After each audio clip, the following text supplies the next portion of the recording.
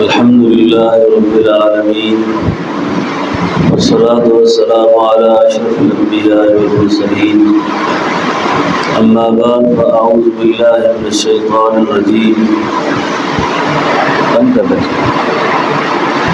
بسم الله الرحمن الرحيم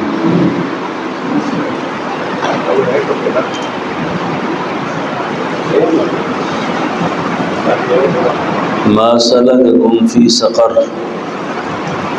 قالوا لم نكن من المصلين صدق الله مولانا العظيم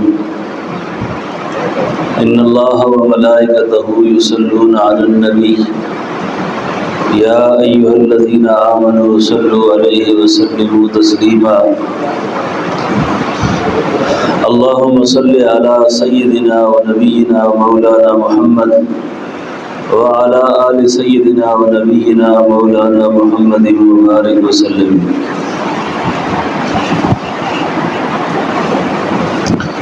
واجب الاحترام بزرگوں، رمضان المبارک کا مہینہ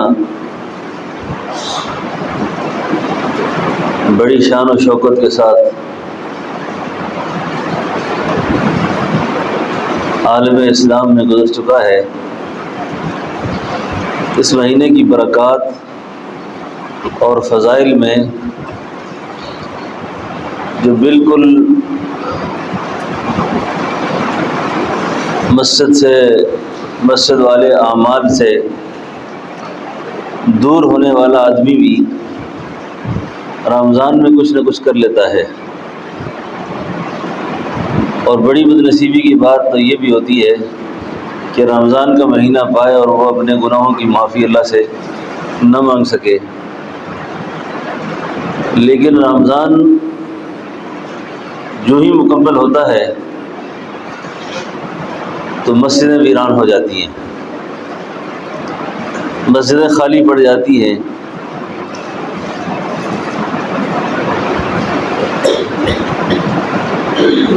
جس محلے کی مسجد ویران ہو اس محلے کے گھر آباد نہیں ہوا کرتے. جو مسجدیں ویران ہوں وہ گھر آباد نہیں ہوتے.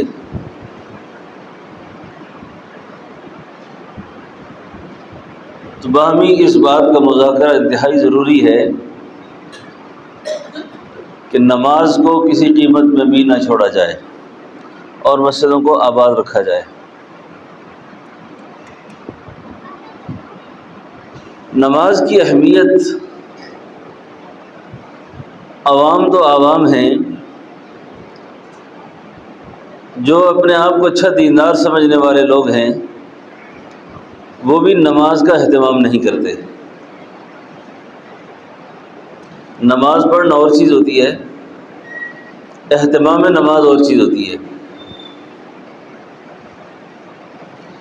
یعنی فجر پڑھنے کے بعد ظہر کا غم رہے کہ ظہر کیسے پڑھنی ہے، کہاں پڑھنی ہے،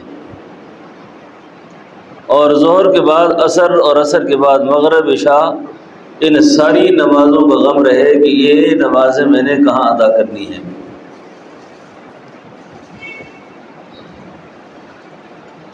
انجام کے اعتبار سے بے نمازی کے بہت زیادہ نقصانات ہیں. اگر آپ غور فرمائیں اس بات پر، اس وقت ہم لوگ مجموعہ امراض ہیں، روحانی اعتبار سے بھی جسمانی اعتبار سے بھی. جتنے گناہ انسان کرتا ہے ہر گناہ کا ایک اثر ہے، اس کی ظلمت ایک، اور اس ظلمت کا اثر انسان کے ظاہری وجود پر بھی پڑتا ہے اور باطنی وجود پر بھی پڑتا ہے. مثلا ہم میں سے کوئی آدمی بدنگاہی کا مریض ہے، روحانی طور پر تو یہ تو بہت بڑی بیماری ہے، لیکن اللہ والوں نے اپنے تجربات سے یہ بات بیان فرمائی ہے کہ جسمانی طور پر وہ شخص 14 بیماریوں کا شکار ہو جاتا ہے. اب آپ کہتے ہیں نظر کا مسئلہ تو یہ ہے اور بیماریاں جسم کو لگ گئی ہیں. اسی طریقے سے غیبت ہے، غیبت، اور یہ تو گناہ شاید ایسا ہو گیا ہے، اس سے تو اچھے اچھے نمازی، دیندار، پرہیزگار بھی محفوظ نہیں ہیں۔ اور ہم سب لوگ پریشان ہیں کہ ہم بیمار ہیں،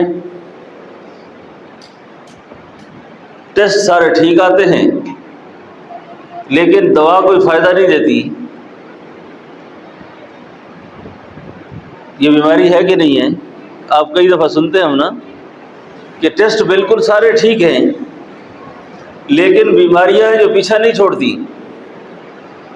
اسباب کی دنیا میں گھر میں کسی چیز کی تنگی نہیں ہے لیکن سکون نہیں ہے۔ آپ سب سمجھدار لوگ بیٹھے ہیں، یہ انسان جو خوراک کھاتا ہے، ڈاکٹر کہتے ہیں جی بڑے جانور کا گوشت نہ کھایا کرو،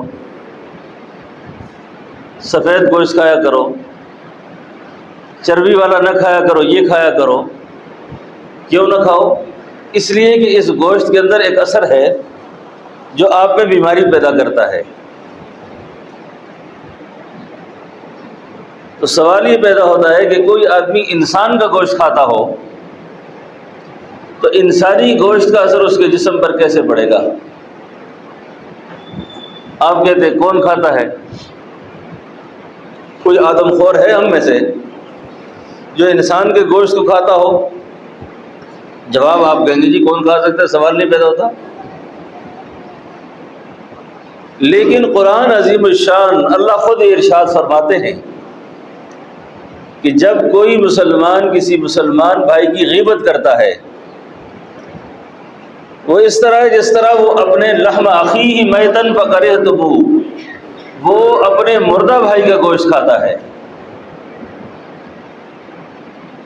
اب جس آدمی نے گوشت بھی کھایا ہو اور مردہ بھائی کا کھایا ہو، اب اس کا اثر انسان کے جسم پر کیا پڑے گا؟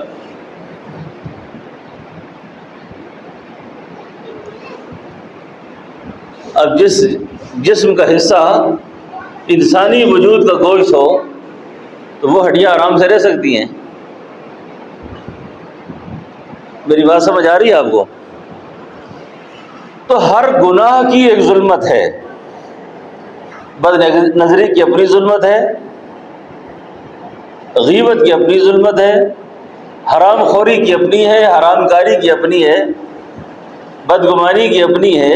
یہ جتنے گناہ ہیں یہ کبائر میں سے ہیں اور اس سب کی اپنی ایک نحوست ہے۔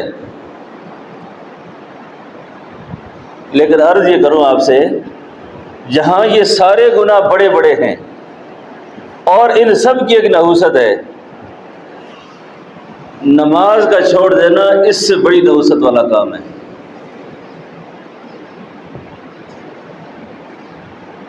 نماز کا چھوڑ دینا اس سے بڑی نحوست والا عمل ہے کہ نماز چھوڑنے سے اس انسان کو کتنا نقصان ہوا ہے۔ باقی جتنے کبائر اور گناہ ہیں ان سب کے انجام کے اعتبار سے اللہ نے ان کی مذمتوں کو بیان فرمایا کہ اس کی یہ ہوگا اس کے ساتھ، یہ ہوگا، یہ ہوگا اس کے ساتھ۔ لیکن ہم ہی میں سے، ہمارے بھائیوں میں سے، خاندانوں میں سے، دوست احباب میں سے ایک جماعت کی تلاش ہمیں جنت میں رہے گی۔ ہم تلاش کریں گے کہ ہمارے احباب موجود نہیں ہیں، دوست موجود نہیں ہیں یہاں پر، تو ان کے بارے میں ہمیں اطلاع ملے گی وہ تو جہنم میں چلے گئے، وہ تو آگ کا ایندھن بن گئے۔ اوہو، پتہ کرو بھائی ان کا کہاں ہے وہ؟ تو یہ اہل جنت جو ہوں گے اس وقت سوال کریں گے جہنم والوں سے، اور جہنم والے اپنے عیوب بیان کریں گے، اپنی خطا کا ذکر کریں گے کہ کس جرم کی وجہ سے، کس خطا کی وجہ سے آج ہم یہاں سزا بھگت رہے ہیں۔ یہ سوال کریں گے ما سلککم فی سقر، ما سلککم فی سقر، جہنم والوں کا جواب ہوگا قالوا لم نک من المصلین، قالوا لم نک من المصلین۔ بھائی کیوں جرم، کس جرم کی سزا میں آئے ہو؟ کیا خطا ہو گئی تم سے؟ کس وجہ سے آج عذاب میں پکڑے ہوئے ہو؟ وہ آگے سے کہیں گے قالوا لم نکن من المصلین، بھئی ہم اپنی کیا بتائیں آپ کو، ہم نماز نہیں پڑھتے تھے، ہم نماز نہیں پڑھا کرتے تھے۔ تو آج اگر ہم نماز پر آ جاتے ہیں، نماز پہ آ جانے کی وجہ سے کئی ساری ظلمتوں سے، کئی سارے گناہوں سے اور کئی ساری خطاؤں سے اللہ ہمیں بچا دے گا۔ قالوا لم نکن من المصلین، معلوم ہوا یہ کوئی بہت بڑا گناہ تھا، بڑا جرم تھا، جس جرم کی وجہ سے یہ شخص آج آگ میں جل رہا ہے۔ تو اس لیے دوستو اپنے آپ میں بھی، اپنے ماحول کے اندر، اپنے احباب کے اندر نماز کو زندہ کرنے کی کوشش فرمائیں، نماز کی بات کریں، نماز کی بات کو چالو کیا جائے، نماز کی بات کو چلایا جائے۔ اور کئی دفعہ بڑی افسوس کی بات ہے کہ 5 آدمی 4 بیٹھے ہوتے ہیں، دوڑتے ہیں نماز کے لیے، اور 2-3 ہنس جاتے ہیں، اچھا آپ پڑھ کے آ جائیں، اور دعوت دینے والا بھی ہنس جاتا ہے، جس طرح سے کوئی بہت اچھا کام کر رہا ہے کہ میں ہنس کے اٹھ رہا ہوں، میں نماز پڑھ کے آ جاتا ہوں، تم بیٹھے رہو، میں نماز پڑھ کے آ جاتا ہوں، تم بیٹھے رہو۔ جس طرح یہ دونوں کو بڑا اچھا کام کر رہے ہیں، ایک ہنس کے اٹھ جاتا ہے اور دوسرا ہنس کے ٹال دیتا ہے۔ اللہ اکبر! جس شخص کے ذمہ ایک فرض نماز باقی رہ گئی، فجر کی نماز نہیں پڑھی، ظہر سے پہلے موت آ گئی، علماء کی کتابوں میں تو نہیں، صوفیاء کی کتابوں میں یہ بات لکھی ہے کہ جس شخص کا ایک فرض حکم رہ گیا اس پر جہنم واجب ہو گئی ہے، اس پر جہنم واجب ہو جاتی ہے۔ اب موت کا تو کوئی پتہ نہیں کہ کس حال میں آئے گی، آپ نے بھی اور میں نے فجر کی نماز نہیں پڑھی، اور فجر کی نماز نہ پڑھ کر ہم اپنے کاموں میں نکلے ہیں۔ حدیث شریف میں آتا ہے کہ جس شخص نے فجر کی نماز نہ پڑھی ہو، اس کے کانوں میں شیطان نے پیشاب کیا ہوتا ہے، اس کے کان میں شیطان نے پیشاب کیا ہوتا ہے۔ اب یہ سر کے چکر آ رہے ہیں، اس کو غصہ آ رہا ہے، اس کو کبھی ایک کے ساتھ لڑتا ہے، کبھی دوسرے کے ساتھ بھڑتا ہے، اور خلاصے کے طور پر گھر والوں نے بھی اور اس نے خود یہ تشخیص کر رکھی ہے کہ مجھ پہ تو جادو ہے، مجھ پہ جنات چمٹے ہوئے ہیں، اس لیے ایسا ہو رہا ہے۔ اور پیارے بھائیوں، ایک نماز کا چھوڑ دینا، ایک نماز کا چھوڑ دینا، ساری دنیا کے جادوگر اس شخص پر مل کر جادو کریں، ساری دنیا کے شریر جنات مل کر اسے تنگ کریں، اس سب کی ظلمت ایک طرف، فجر کی نماز جان بوجھ کے چھوڑ دینے کی ظلمت ایک طرف۔ اور نے سمجھا کیا ہے دین کو، حکم الہی کو سمجھا کیا ہے؟ جب حکم الہی کی اہمیت نہیں، نماز کی اہمیت نہیں، تو اس وجہ سے آج گھر گھر کے اندر دنگا فساد ہے، جھگڑے لگے ہوئے ہیں، فساد برپا ہے۔ اس لیے دوستو خود اپنے آپ میں بھی، اپنے بچوں میں بھی، اپنے ماحول کے اندر بھی نماز کو زندہ کرنے کی کوشش کریں، ترغیب سے بات چلائیں، حکمت سے بات کریں کہ بھئی نماز کا چھوڑ دینا بہت بڑا گناہ ہے۔ اور جو خاتون خانہ نماز نہیں پڑھتی، جو گھر والی عورت نماز نہیں پڑھتی، بچیاں نماز نہیں پڑھتی، بیٹیاں نماز نہیں پڑھتی، ان کو سمجھائیں بڑی تسلی سے کہ نماز کا چھوڑ دینا بڑے گناہوں میں سے بڑا گناہ ہے۔ بے برکتی پیدا ہو جاتی ہے، رزق اللہ اس گھر میں تنگ کر دیتے ہیں، معاشی طور پر آدمی ہونے کے باوجود ہر وقت پریشان رہتا ہے، ہر وقت پریشان رہتا ہے۔ تو عورتوں کو بھی اس بات کی ترغیب دی جائے کہ وہ نماز کا بہت زیادہ خیال رکھا کریں، بہت زیادہ خیال رکھا کریں۔ تو اللہ جل شانہ جب اہل جنت اہل جہنم سے سوال کریں گے کہ ما سلککم فی سقر، جواب آئے گا قالوا لم نک من المصلین، کہ ہمارا ایک گناہ یہ ہے کہ ہم نماز نہیں پڑھا کرتے تھے، ہم نماز نہیں پڑھتے تھے۔ تو اللہ تعالیٰ سب کو نماز پڑھنے کی توفیق نصیب فرمائے اور نمازی بننے کی توفیق نصیب فرمائے۔ اور جو شخص کے اندر نماز کا اہتمام ہوگا، اللہ رب العالمین اس کی جان، مال، عزت، آبرو، رزق، اولاد، ہر چیز میں برکت عطا فرمائیں گے۔ اور جس آدمی کے اندر نماز کی کوتاہی ہوگی، لاپرواہی ہوگی، اس کو کسی بھی بڑی پریشانی اور ظلمت سے کوئی نہیں بچا سکتا۔ کوئی اللہ والے تھے، ان کی ملاقات ہو گئی ایک دن شیطان سے، اس اللہ والے نے شیطان سے پوچھا کہ بھائی کوئی ایسا عمل بتاؤ کہ میں شیطان بن جاؤں، کوئی ایسا عمل ہو جس سے میں شیطان بن جاؤں۔ آپ نے بھی شیطان کا نام سنا ہے نا، کہ جی کوئی ایسا عمل ہو کہ جس سے میں شیطان بن جاؤں۔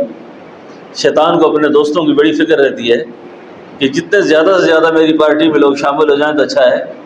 شیطان نے کہا بھی آپ کو 2 کام کرنے پڑیں گے، 2 کام آپ کرو گے آپ شیطان ہو جاؤ گے۔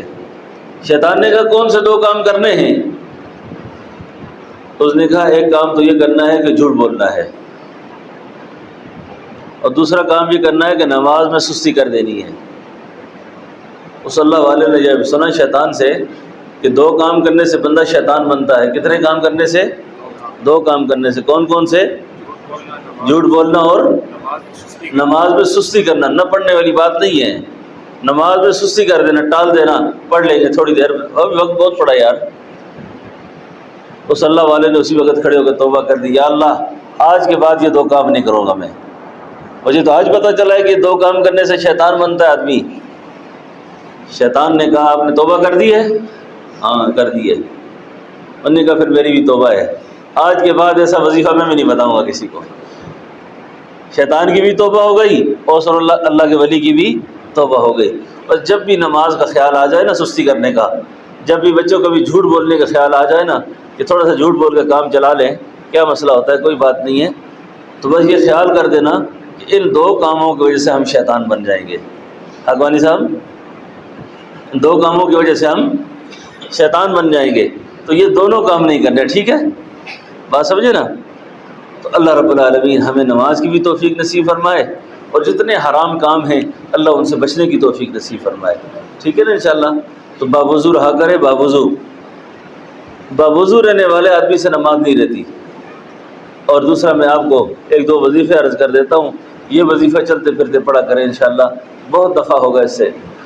ایک تو باوضو رہنے والا آدمی، اور دوسرا حضرت شاہ ولی اللہ فرمایا کرتے تھے جو کچھ ہم نے دنیا آخرت کی عزتوں کو پایا وہ درود پاک سے پایا، درود شریف سے پایا۔ ہم نے دنیا کی عزتیں بھی اور آخرت کی عزت بھی ہم نے درود پاک میں پائی۔